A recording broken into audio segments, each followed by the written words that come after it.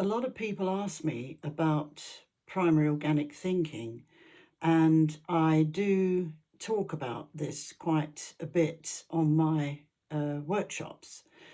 They say, "Can you explain it?" And sometimes they don't seem to get the gist of what I'm talking about. So I thought I'd just try a little bit to explain it here. If we're talking about primary, we're talking about something that's original. We're talking about it's like being at number 9 and going back to number 1, or being at number 5 and going back to number 1. It's going right back to the beginning. And we have a root within us, a primary root of the way we would have thought in line with our ancestors.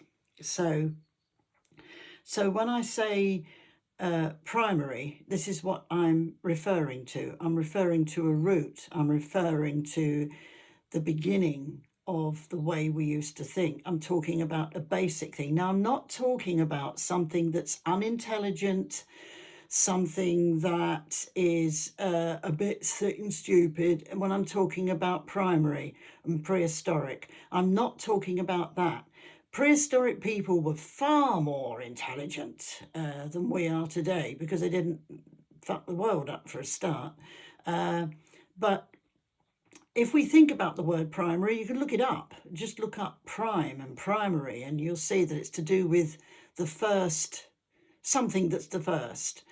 So we're talking about the first way of thinking, which we've all got embedded within us, bequeathed to us from our ancestors. So I don't want to make it too complicated. I'm trying to make it as simple as I can. Now, when I say organic, now that really means sort of, well, we know what the word organic means. We eat organic food. We try as much as we can to do everything organic if we want to be pure and healthy, and we want to be natural. And we do this with things connected to the earth quite a bit, but we don't do it ourselves. So I'm talking about an organic way of thinking, which, if it's added to the primary, then it tends to be something that is very, very natural within us. Again, very natural. It means that it's not tainted. It means that it's not coloured by all sorts of weird and wonderful ways of thinking. Now, in order to do this properly, of course, we have to look at the way we are, the way we travel along through life. We have to look at our childhood experiences that have left a mark on us, perhaps. We have to look at a lot of things and try, if we can, to separate those out from our ancestral way of thinking. It can be done, and it's a good motivator, I think, for helping us to think a bit more clearly, a bit more wisely. It can help us in so many ways if we start to think about it in the way I'm trying to demonstrate.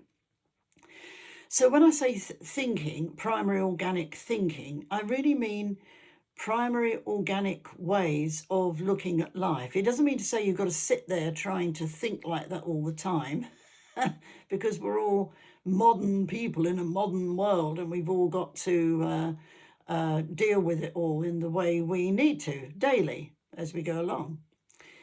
But if we can understand what this means, then we're not going to fall prey to the wonderful world of artificial ideas about the way prehistoric people were. And that includes, and I'm always saying this, but I have to because no one else will, that includes things like core shamanism. It includes neo-shamanism. It includes everything we've stuffed into this idea that we really want to be a shaman. If we're thinking in a primary organic way, we start to think and feel the way our ancestors would have done. And this doesn't include or involve any elements at all of core shamanism, which have been invented by anthropologists, academics, and been fed into the Western world and dipping deep into the Western pocket to try and introduce something that isn't real. It isn't real. Core shamanism isn't real. It's made up. It's something that's stitched together all sorts of things. And don't try to tell me that it's original, because it isn't.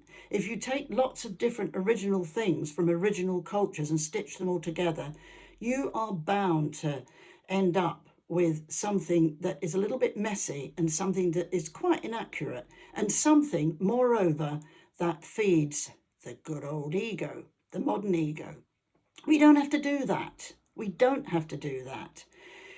If we can work it so that we're more natural in our approach, so that we're thinking in a primary organic way, then we can practice something that doesn't tread on anyone else's toes who's a tribal person, including me. And we don't go into cultural appropriation or anything that is misrepresenting or disrespecting anything that's normal and natural and original and prehistoric. Now, I would say this because I come from an original culture and I've seen the difference between what artificial ways of looking at ancient culture does and real ways of looking at ancient culture. It tends to help you if you follow this kind of path on the real road, your real destiny road, which is what it's all about, of helping you to feel more relaxed, helping you to work out your problems, helping you to be in line with your ancestors. And after all, that's really what we're wanting to do, isn't it? Surely. We want to be closer to them. We want to squeeze that gap so that we're with our ancestors of thousands of years ago.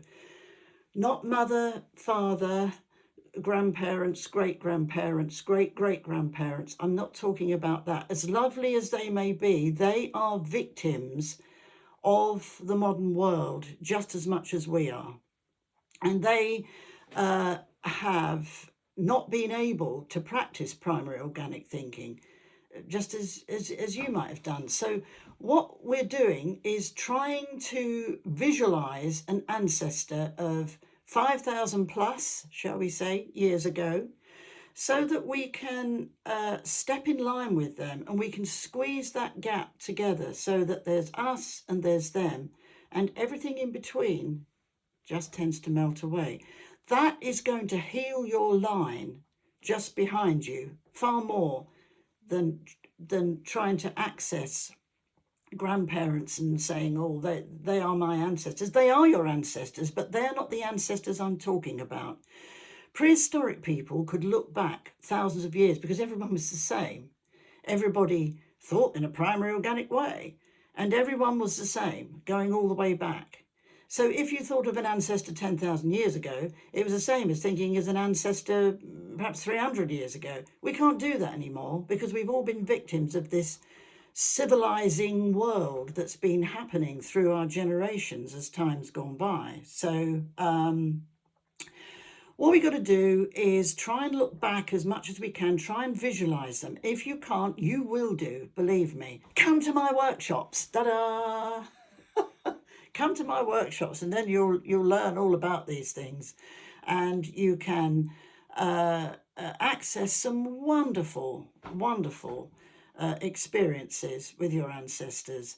You can learn to think animistically in an everyday way. You can learn what true shamanism is about, that it's not stealing, it's not thieving, it's not taking anything from anywhere, because we have our own culture here in Europe, here in the Indo-European world, and that stretches out to the USA, to Canada, to Australia, to New Zealand. It stretches out far and wide because a lot of us are European in essence. We all come from a similar root. Indo-European is all a similar root. It's my root, it's your root. So what we need to do is start exploration. Exploration, not exploitation, right? Exploration means we've got an open mind and we're investigating what the Indo-European idea is all about. We've got to get together to do this. You know, time's going by, and I'm organising these retreats and workshops, and please come to them, because it's an opportunity to find what you can do to help shape your life, help you get back onto the road of destiny, your own destiny. And that's my next book that's coming out, all about how we link with destiny next year. So anyway, come to my workshops, talk to me, let's get this thing on the road, and let's try and work out what primary organic thinking means to us and what we can do with it to help it change our lives, motivate us, and get us along. Thank you for listening. I'll see you again soon.